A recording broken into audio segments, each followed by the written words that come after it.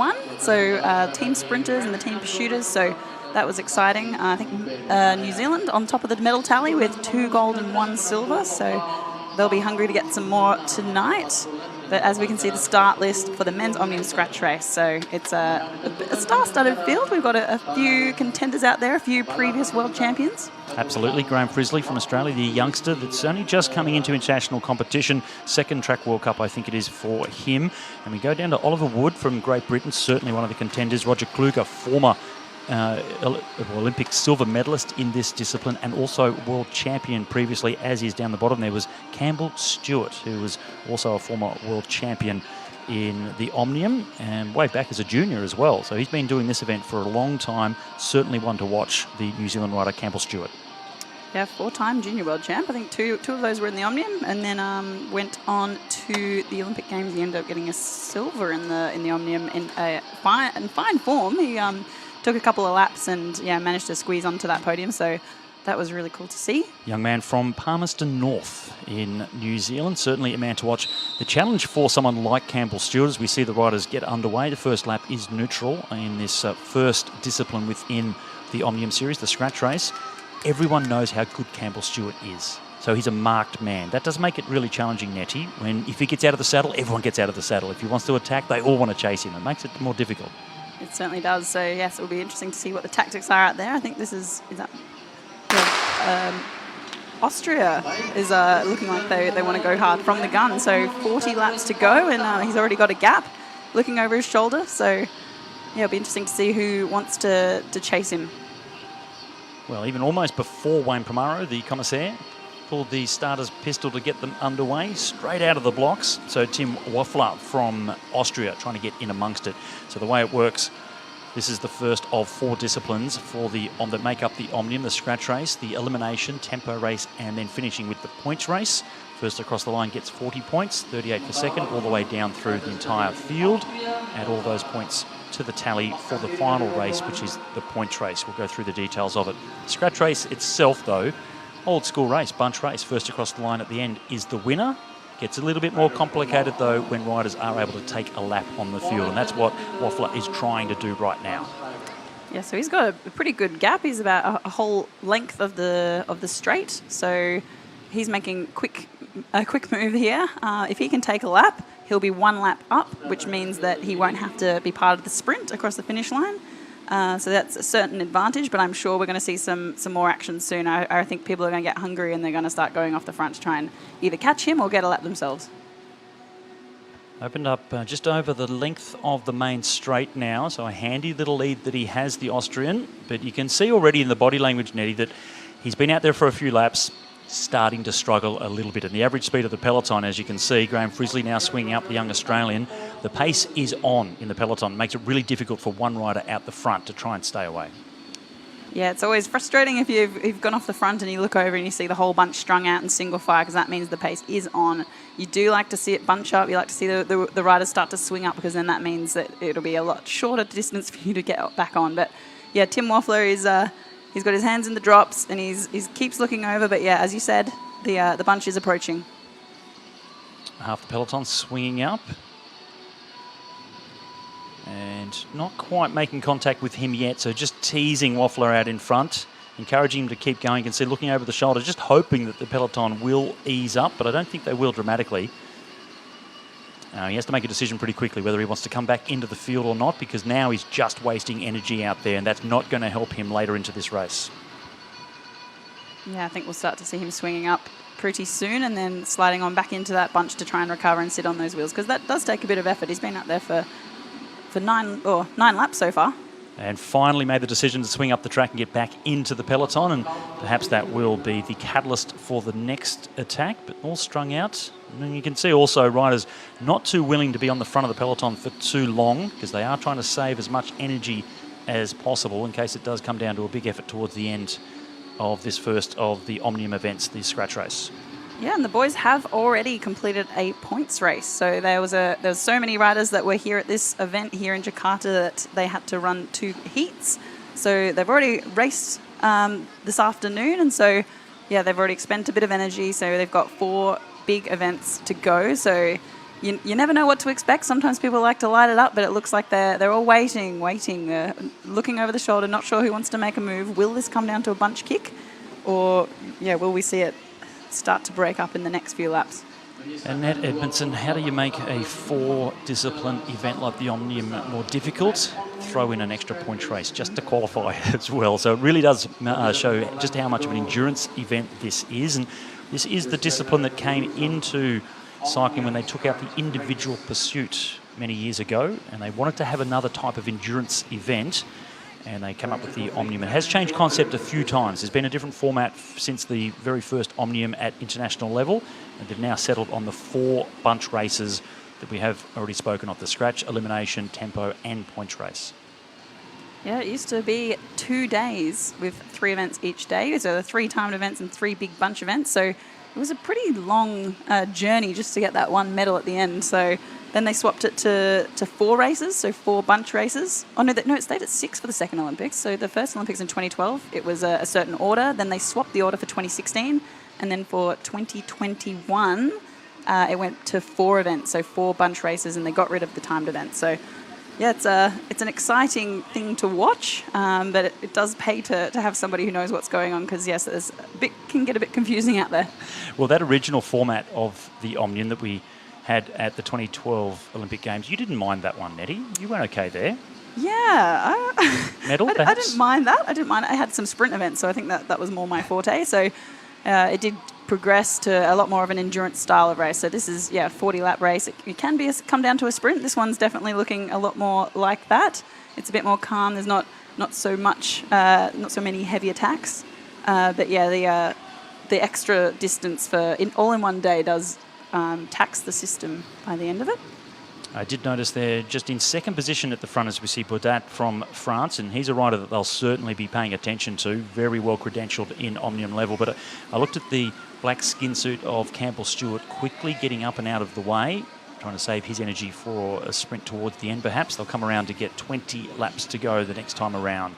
Starting to get to that time on the race when they really need to think about whether they're going to try and attack or save all the energy they have for that final sprint. Yeah, this is quite unusual to see in the men's scratch race for the Omnium. Normally you do see laps taken, so I'm very surprised. But who knows? I like to keep it exciting. Well, perhaps that little bit of extra fatigue in the legs with all of these riders that did have to get through those qualifying point races in the afternoon program, knowing that it's going to be a big evening here in Jakarta for them. And of course, the hardest of the disciplines, the point race, is the 4th and final race that they will have tonight to finish things off.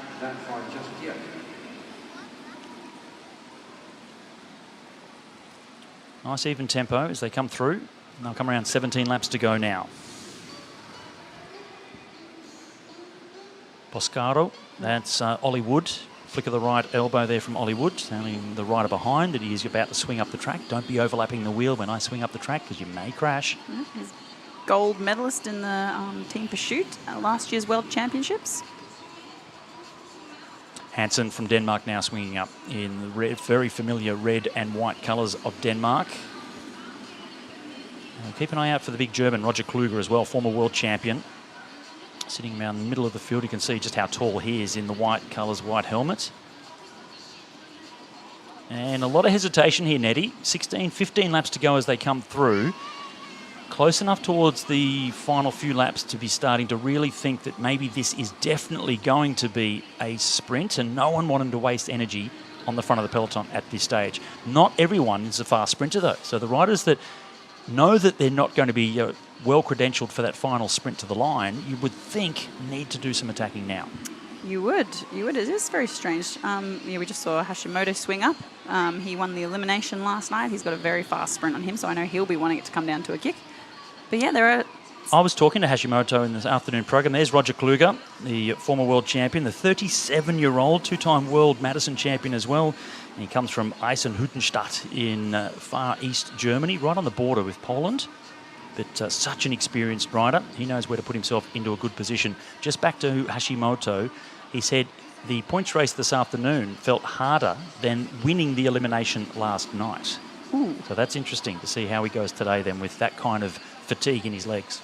Yeah, that is an interesting comment. I think he needs to get rid of those thoughts and turn it around because, yeah, it's a big day and you need to make sure we're switched on. But I'm sure he's organised now, and he'll be really excited about this scratch race because this is where he's going to get the most points. So this one will suit him. So he's going to, if he can win this race, he's 40 points for that. They're coming around now. They'll get 10 laps to go. So into the final 10 laps, Roger Kluge swings up and out of the way. Yeah, it's starting to heat up. A little bit of an acceleration here. Heinen from the Netherlands. You can see the acceleration, and it's Waffler from Austria, the first attacker, that followed him as well, and that was quickly neutralised. Campbell Stewart right up there in the black colours as well. Keep an eye on him. He's a fast finisher. Baudat from France with the orange helmets. And they've really come on board with the orange helmets, particularly for the Madison, the French, just so they can really clearly identify their rider on the other side of the track. We'll talk a little bit more about that tonight. Mora now from Spain, Sebastian Mora. He's also a rider that has done so many good things at international level. 8 laps to go. Everybody wants to stay close to the front, but not on the front. That's why you see them popping up. They want somebody to take the initiative, go down the track, and then they'll jump on the wheel. So looks like Portugal has dropped back down. Mathias from Portugal. A little bit of a sneaky move to see if anyone was going to follow or not. And then right on the wheel there was Thibault from Switzerland. This is going to be a very fast sprint. There's a lot of fresh legs out there from this, relatively easy-paced scratch race. This will mean that it's going to be a lot harder to move up once the pace is on. It's going to be really hard to move. It's Colby Langer in his trade team colours, just right on the very front there. Looks like a big sprint derby now. 24 riders on the track, 5 laps to go. Colby Langer just on the outside of De Wilde from Belgium. It's Hashimoto going around the front. He's been doing a bit of Kieran racing, so he'll be all over this. I'm sure he won't want to be completely on the front. Well, Lindsay De Wilde fighting for that lead position. Baudat just on his wheel as well. Hashimoto now coming back up around the outside. We also have Boscaro, Davide Boscaro from Italy now fighting for position. 3 laps to go, 750 metres, and it's a long way from home that Hashimoto has hit the front of the peloton. This is going to be really tough to try and hang on from there. Big move now coming from Baudat from France. Where's Campbell Stewart? We've spoken a lot about him. He's sitting back in 4th position. 2 laps to go now. Yeah, Campbell Stewart looks really good. He's sitting in 4th now, just on over the top of the Belgian. De Wilde. There was a bit of... Oh, there's a touch of wheels. They've done well. Oh, and we've got one rider down. Big flick up the track. One rider unfortunately going down, but down the back straight, it looks like De Wilde that's going to come up around the outside for Belgium. He put himself in a fantastic position over the last couple of laps, and this is why he needed to do that, because he's a super fast sprinter. He takes out the scratch race. Good result there from Lindsay De Wilde from Belgium. And it is the second Japanese rider that did go down. So we'll get an update on him in just a moment. We can see him from our commentary position. But for now, Belgium take maximum points in the men's Omnium scratch race, the first discipline in 4 for the night. So that was a great ride from the young Belgian rider. Yeah, 27. I have a fun fact about De Wilde, actually. He got married last week. So married... He's riding on a high. Exactly. Married to Jennifer, so I hope she's watching. So this is his honeymoon potentially. So congratulations. Well, second across the line was Will Tidball from the UK, from Great Britain, and Sebastian Mora. We saw him briefly mention how good he is. Well, he was 3rd. Thomas Baudat was 4th across the line. Ollie Wood was 5th. Campbell Stewart, the multiple-time world champion, in 6th place. There was Kenny de Kettler, the well-credentialed coach as well, well-credentialed rider, only recently retiring after the Olympic Games in Tokyo. And that's another change. You could see the coaches on the inside yelling over the fence. Previously, they were allowed up onto the apron area on the inside of the track. They've taken them all off in case there's a crash. And you can see how they've fanned up the track. What a great sprint. Nice little gap there as well. So that was a great result. Very close for 2nd place, but it was Tidball in the green colours that come away with 2nd ahead of Mora and Baudat. And that's the thing, those points, those positions make a big difference across that line when you're in the Omnium. So Tidball in second, Sebastian Mora from Spain in third. We have Thomas Budar, who is the 2014 Omnium World Champion, in fourth. And looking further down, we'll see who finished out. We saw Aya Hashimoto in 18th, and he went to the front just way too early, unfortunately for him. Yeah, you did say he was complaining about his legs. And Roger Kluge. Roger Kluge in second last position, so former world champion as well. That's not a great result for him. Yeah, it's